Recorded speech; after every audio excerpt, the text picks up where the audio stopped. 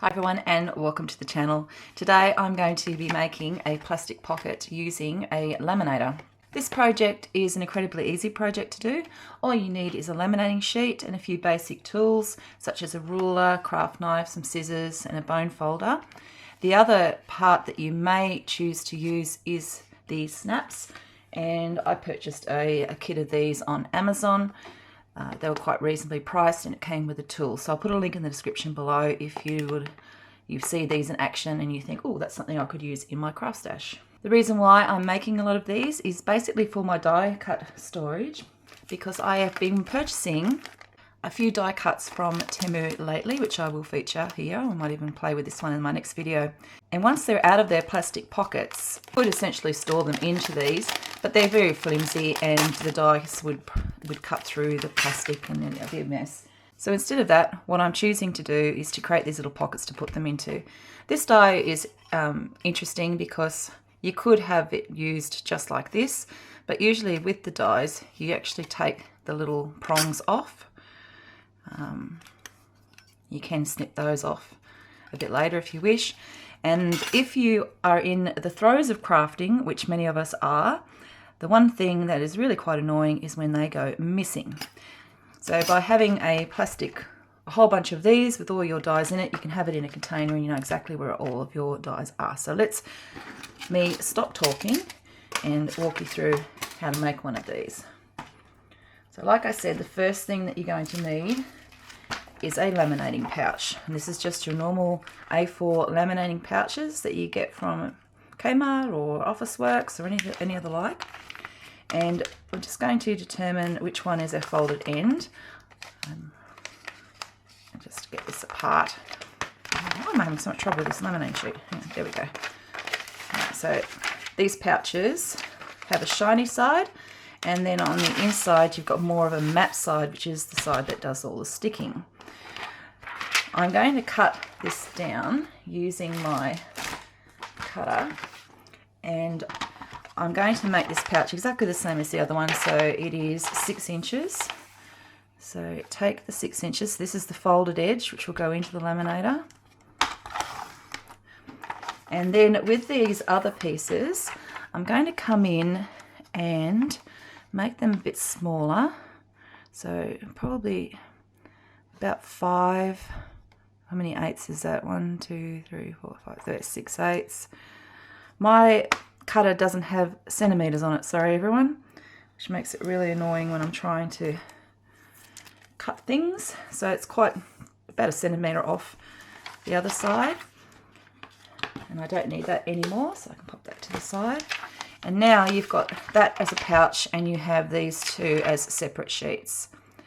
So putting those sheets back to back, so glossy side back to back, so you have the matte facing out, line them back up together, open this pouch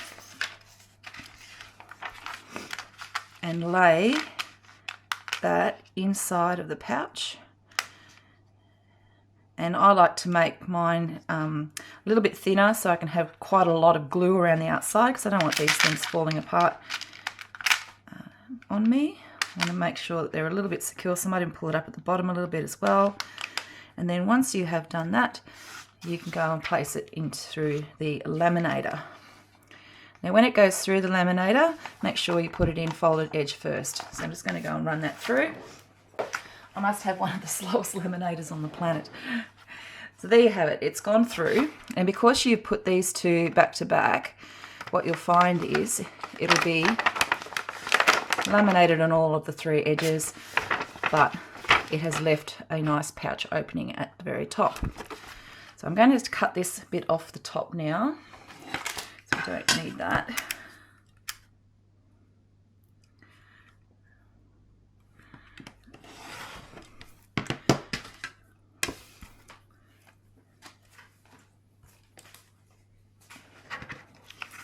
And then I'm going to mark down,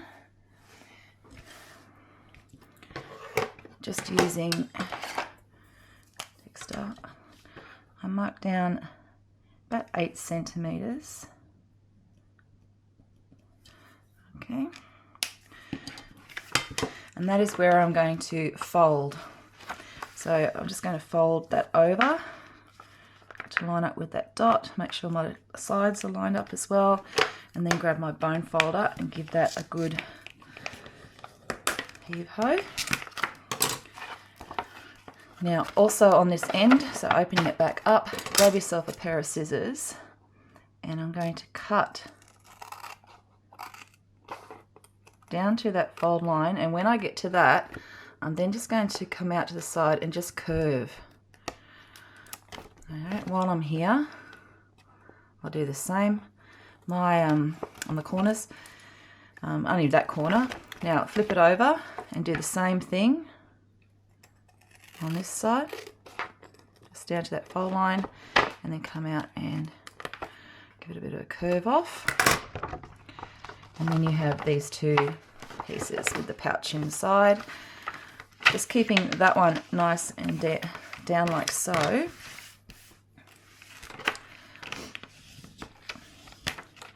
We want to cut this one away, so just bring in your ruler again, making sure that you don't cut through the top part of the other sheet. Take that off, and you'll see that the flap's there and the pouch is that one, but you're just going to turn it over and fold that back over itself the other way, and then grab your scoring tool, whatever you've got there, just to give that a nice little... Right, last thing we need to do is to get the snap put on. If it is a little bit out of line, just give it another bit of a go. It's fine. So to do that, I'm going to mark down about 7 centimeters, I think it was last time, so about halfway. I think I'm going to go there. It's about halfway.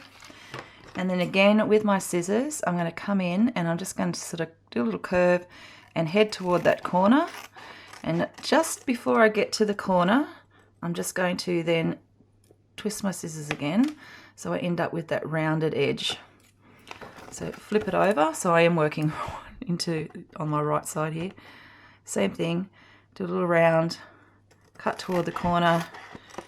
As you get closer to it, you're not right on that point here, just a little bit before you get there, and round off like that. And that, I think, just makes a neater envelope. So there we have that. Now we need to put in the snaps. Now for this one, these have got 4 parts to them. So let's see, let's do an orange one this time. So you've got that one, and they have to have these other connecting parts. So that's a pair for that end, and then you need the opposite piece, which is going to click into that piece as the closure. Okay, so you need both of those. So 4 for the one project.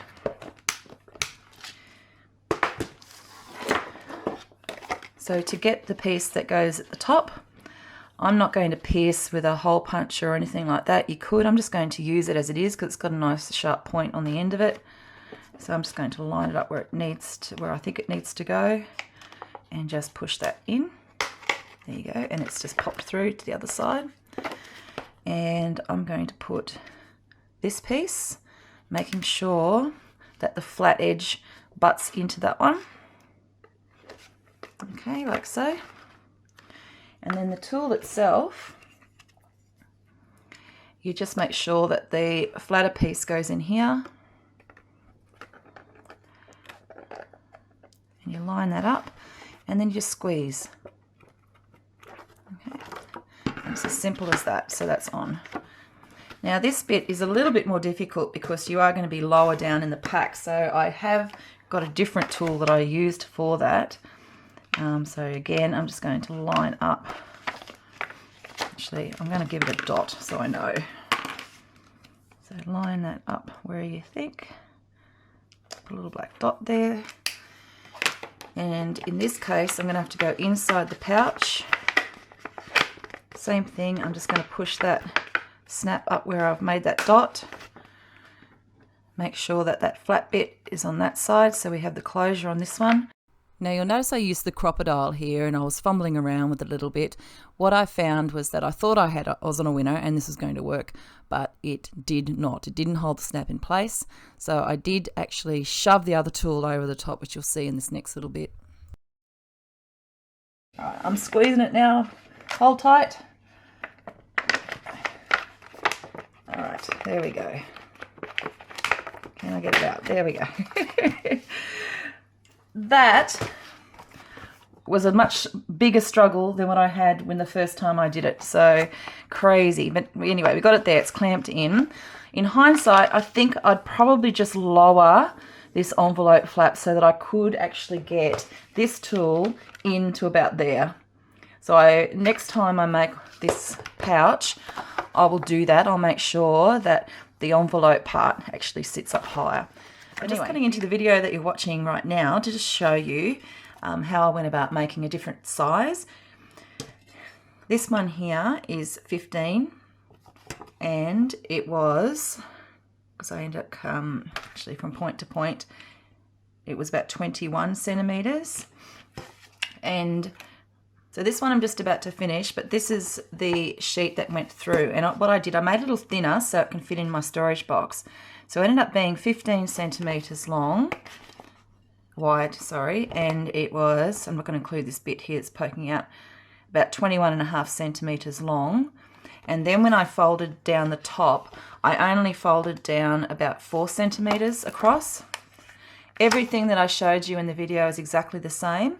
It's just that I made that pocket a little bit smaller at the top just so that I could manage to get the snaps in, because I didn't want to keep doing it like I did with the other,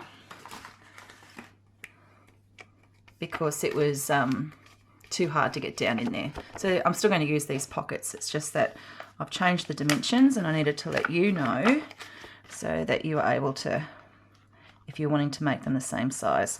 So I'm just going to poke that through the sheet like I did with the past ones and pop that on.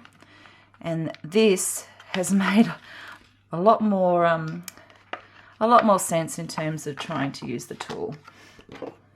It's a bit hard when you've got your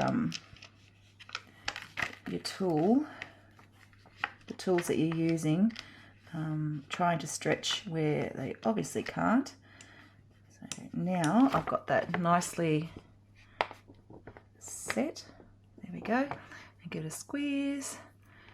And I know that that is going to stay where it needs to be. There we go. Now what I also have done is I have created some card inserts for these. And the card insert for this is just 13.5 by a little bit, say 15 centimeters. And I just felt that that would be able to not only highlight the dies when they're inside, when I get my new ones, I'll be able to pop them in here, but I can also write at the top and slide that in, what they are, and maybe put a little pic at the back. Just makes it a little bit easier to kind of see. So just like this. So there's my magazine, and I've just written at the top what that is, and you can swap them out then. If you want to put something new in there rather than writing on the top or putting vinyl on the top, you can just write that in and away you go. But this is a fantastic way to house all the die cuts. Now I'll show you the other way that I had been doing it. It's a bit of a close-up, but here are some of my die cuts here. And what I had been doing in the past, obviously when they're in the big shot, you just got them in here flat like so. But I grabbed an old photo album. So I did have just move this to the side for a little bit so you can still sort of see it. I did a video on this on the channel a long time ago, where I just took an old photo album and I'd cut out the pages, and then I just used those to slot my die cuts into. And this has kind of worked, but what happens is the pieces just I've already lost pieces. So if they're on my table and they're in this and you pick it up the wrong way, then all the pieces fly out. And yeah, it's not the most ideal. However, it has packed up nice. The other thing that I did with these is also you can find these magnetic sheets and you can pop those inside of the pieces as well, but you can do that with the pockets, so there is that option. And the same thing, if they're not in, or the magnetism is, or the magnet's not that good, you end up sort of losing bits. So I do keep them kind of upright in here, so I don't even know where the pocket is for that one. Probably there. Oh, here we go. Nested circles. And this container was an old DVD storage box. And I grabbed a few of those at the time because they were just the perfect size. And they're not the well, they'll fit in there, but these can probably go in sideways, or I can move that along. I do have another one of these boxes that I could start putting some more dies in there. Or I can trim those sides down if I think, because they just about fit in. If you've enjoyed this video and all its ups and downs, don't forget to give me a like, subscribe to the channel for more, and I'll catch you in the next video. Thanks for watching, everyone.